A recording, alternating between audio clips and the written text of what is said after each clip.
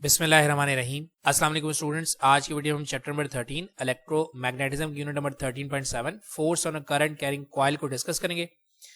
देखिए, इससे पहले हम लोग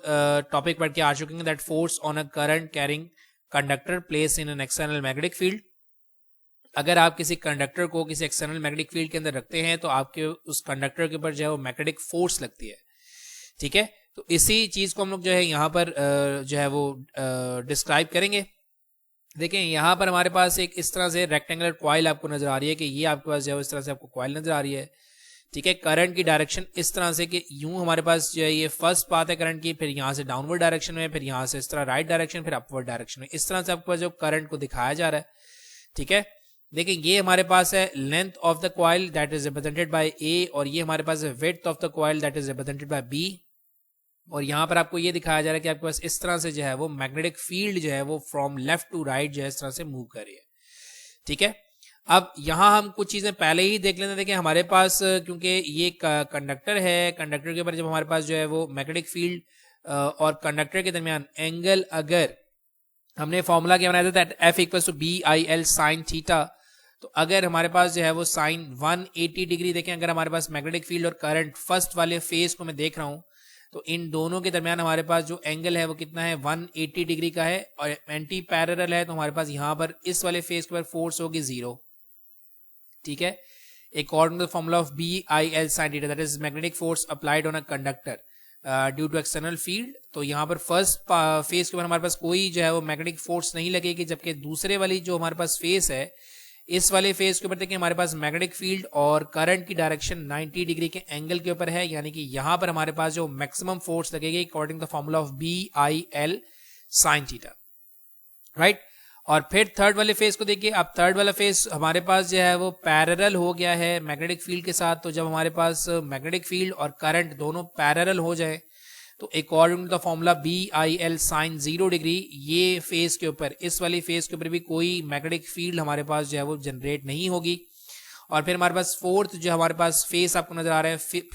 फोर्थ फेस में हमारे पास दोबारा से जो है ये दोनों परपेंडिकुलर हो गए, तो यहाँ पर भी हमारे पास फोर्स जो है वो मैक्सिमम होगी। यानी कि हमने यहाँ पर ये देखा कि फर्स्ट एंड थर्ड पाथ के ऊपर जो हमारे पास फेस है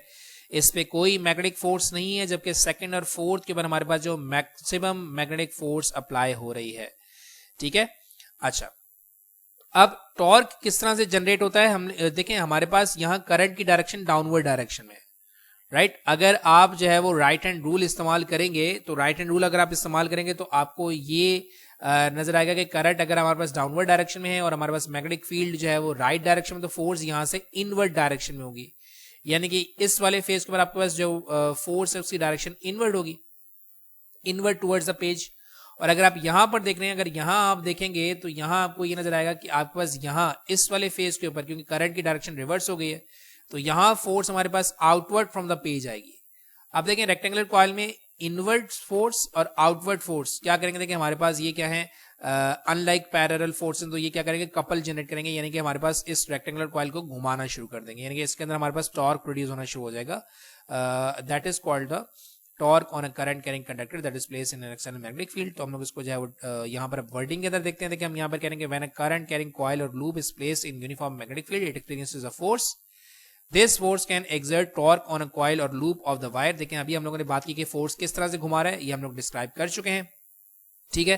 तो आगे चलते हैं। देखिए हम यहाँ पर कह रहे हैं let us consider a current carrying rectangular coil place in an external magnetic field B directed parallel to the plane of the loop,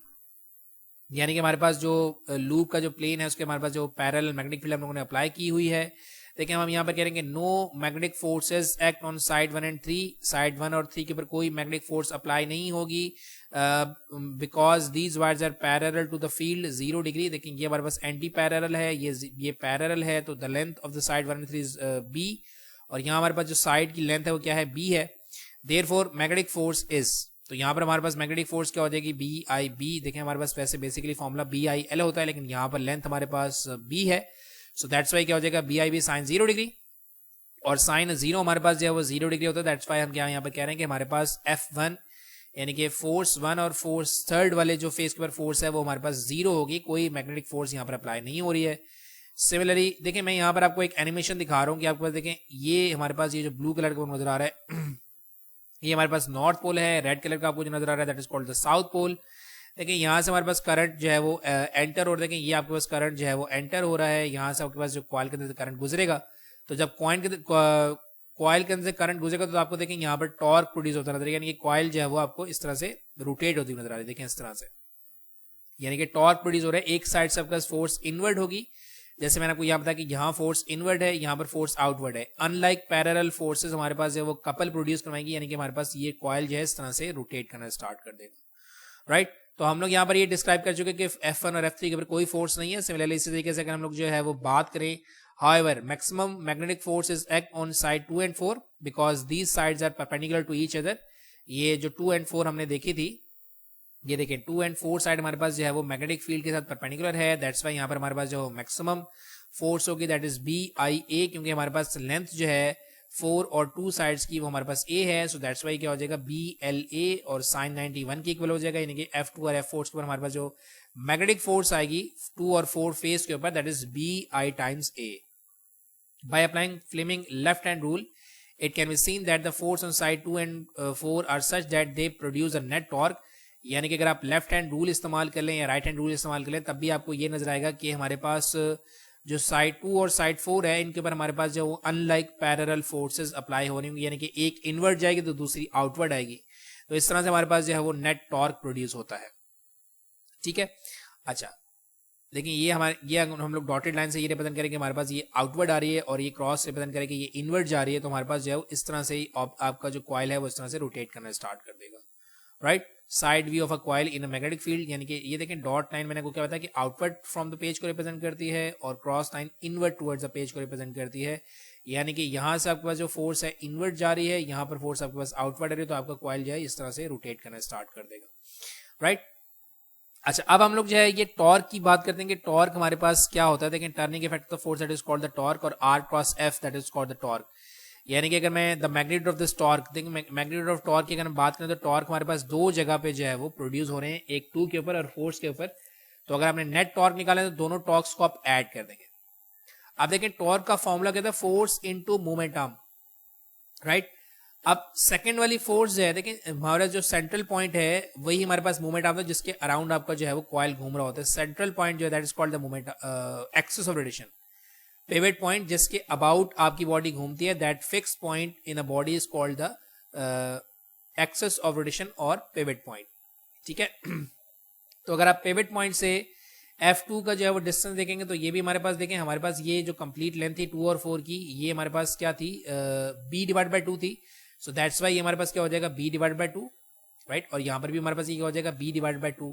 सो ये हमारे पास है force time moment arm, moment arm हमारे पास एक्सिस ऑफ रोटेशन से force तक का distance होता है that is B divided by 2।